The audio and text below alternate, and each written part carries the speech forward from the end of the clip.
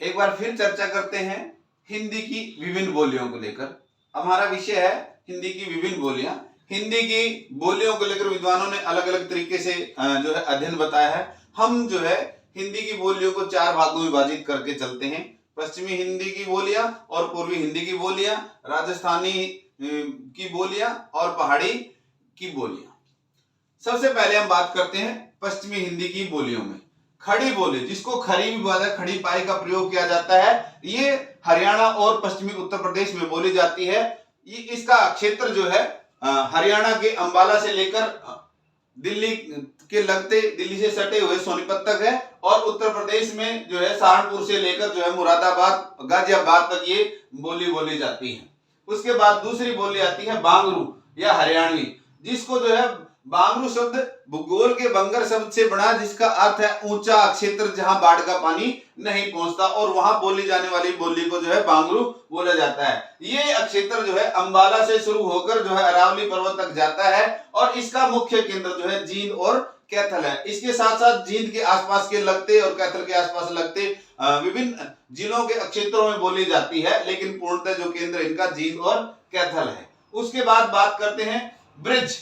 Bridge जो है भगवान श्री कृष्ण की भूमि की जो है बोली है। ब्रिज को भाषा का रूप भी दिया गया, क्योंकि मध्यकाल में ब्रिज जो है एक भाषा, साहित्यिक भाषा के रूप में भी रही है, और इसका केंद्र जो है मथुरा, आगरा और श्योकाबाद और ब्रिज का प्रदेश आता है, और कुछ हरियाणा के जो है क्षेत्र में भी ब्रिज जो है बोली जाती है। उसके बाद आती है कन्नौजी, कन्नौज क्षेत्र। कन्नौजी बोली जो है इटावा, फर्रुखाबाद और हरदोई जो है उत्तर प्रदेश के इन जिलों में, इटावा, फर्रुखाबाद और हरदोई में जो है कन्नौजी बोली जाती है। उसके बाद आती है बुंदेली। बुंदेली जो है कुछ हिस्सा इसका उत्तर प्रदेश में बोला जाता है, और कुछ जो है मध्य प्रदेश में इस बोली का जो है प्रयोग किया जाता है। झांसी, जालौन और सागर जिले इसके जो है केंद्र हैं, और ये बहुत बड़े क्षेत्र में ये बोली जाती है। उसके बाद बात करते हैं बच्चों पूर्वी हिंदी की विभिन्न बोलियां। पूर्वी हिंदी में आती है, सबसे पहले आती है अवधी। अवधी को जो है, जिसमें भगवान श्री रामचंद्र जी का साहित्य है और तुलसीदास जिसके जो है बहुत बड़े कवि हैं। इसका क्षेत्र है उन्नाव, फैजाबाद, लखनऊ और इसके साथ लगते विभिन्न जिले। और अवधी जो है मध्यकाल में जो है एक साहित्यिक भाषा के रूप में ब्रज के बाद दूसरा स्थान इनका इस बोली का रहा है। उसके बाद आती है बघेली। बघेली, बघेल खड़ी भी किसको कहते हैं। बघेली बोली जो है रीवा, जबलपुर और मांडवा, ये मध्य प्रदेश के इन विभिन्न जिलों में बोली जाती है, जिसका केंद्र है रीवा, जबलपुर और मांडवा। उसके बाद बात करते हैं छत्तीसगढ़ राज्य की बोलियां। जिस छत्तीसगढ़ राज्य में जो है छत्तीसगढ़ी बोली जाती है, छत्तीसगढ़ी का क्षेत्र जो है रायपुर और बिलासपुर इसके जो है केंद्र है। रायपुर, बिलासपुर जिलों में जो है छत्तीसगढ़ी बोली जाती है। इसके साथ साथ विभिन्न जिलों में भी जो है छत्तीसगढ़ की छत्तीसगढ़ी बोली जाती है। उसके बाद बात करते हैं भोजपुरी। भोजपुरी का जो है जो उत्तर प्रदेश के पूर्वी भाग में और बिहार के बहुत बड़े भाग में भोजपुरी जो है एक फिल्म इंडस्ट्री के रूप में और बहुत बड़ा जो है इसने नाम कमाया है हिंदी फिल्म इंडस्ट्री के साथ साथ। तो भोजपुरी भाषा की विभिन्न फिल्मों ने भोजपुरी भाषा जो है बोली का जो विकास किया है, और इसका केंद्र बिंदु है चंपारण, भोजपुर, मिर्जापुर, सोनभद्र और सारण जिले हैं। और इस भोजपुरी बोली में बहुत सारा साहित्य आपको देखने को मिल जाता है। उसके बाद बात करते हैं मगही। मगही मगध राज्य की बोली है, जो प्राचीन जो मध्यकालीन भारत है उसमें जो है, जिसको हम पाटलिपुत्र कहते थे, मगध कहते थे, उसकी बोली जो है मगही है। मगही का जो है केंद्र बिंदु पटना और गया, बिहार के ये जिले आते हैं। और उसके बाद आ जाता है बिहार प्रदेश की एक बोली है जो नेपाल के यानी पहाड़ी इलाकों से लगती हुई जो है बोली है, जो है मैथिली। मैथिली के जो है प्रसिद्ध कवि हैं विद्यापति, जिसको मैथिली को का जो है सबसे प्रसिद्ध कवि कहा जाता है, जिसका प्रचुर मात्रा में जो है साहित्य मिलता है।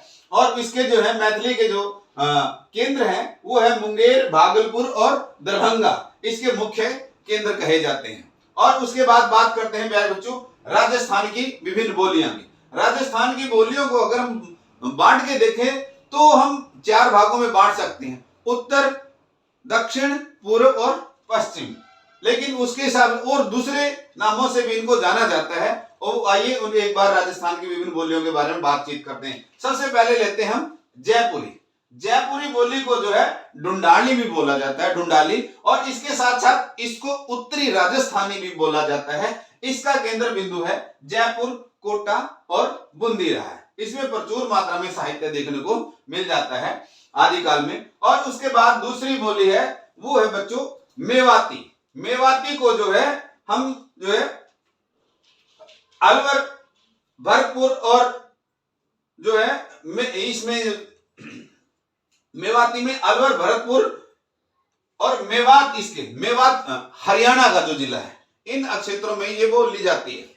मेवाती मेव बहुल जाति का क्षेत्र है और इस मेव बहुल जाति के जो लोग हैं वो हरियाणा और राजस्थान के सीमांत इलाकों में लगते हुए उसमें बोले जो है ये लोग रहते हैं। और इसके साथ साथ कुछ लोग जो है जो प्राचीन और मध्यकाल में जो बड़ी रियासत रही जो है वो है भरतपुर, उसमें भी ये बोली बोली जाती है।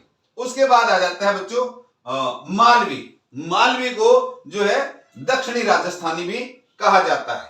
दक्षिणी राजस्थानी जिसका जोधपुर, बीकानेर और उदयपुर इसके केंद्र रहे। उसके बाद आ जाता है मारवाड़ी।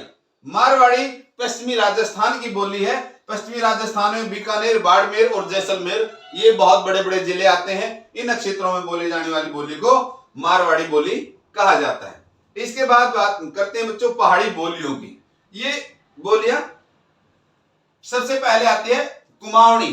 कुमाऊनी जो बोली जाती है उत्तरकाशी, नैनीताल और अल्मोड़ा, ये बहुत बड़े ऊंचे ऊंचे पहाड़ों पर बोली जाने वाली ये बोली है। उसके बाद है गढ़वाली, यानी जो छोटी पहाड़ियों का जो तराई मैदान से लगते हुए जो जिले आते हैं पहाड़ों के, उन क्षेत्रों में जो है गढ़वाली बोली बोली जाती है। इसका केंद्र जो है गढ़वाल, देहरादून और हल्द्वानी ये जिले आ जाते हैं। और इस प्रकार बच्चों हम हिंदी की विभिन्न बोलियों को एक छोटे से समय में अच्छे प्रकार से अध्ययन कर सकते हैं। और दोबारा से फिर याद करवा रहा हूं बच्चों, पश्चिमी हिंदी, पूर्वी हिंदी की बोलियां, उसके बाद राजस्थानी की बोलियां और उसके बाद जो है पहाड़ की विभिन्न बोलियां। इस प्रकार हम हिंदी की विभिन्न बोलियों के बारे में थोड़े समय में अच्छी प्रकार से जानकारी प्राप्त कर सकें। उम्मीद करता हूं कि ये छोटे से समय का जो ये अभिभाषण है ये आपको जो है समझ आएगा और हिंदी की विभिन्न बोलियों से जुड़ा हुआ जो है आपकी जो समस्या है उसको आप हल कर पाएंगे। धन्यवाद।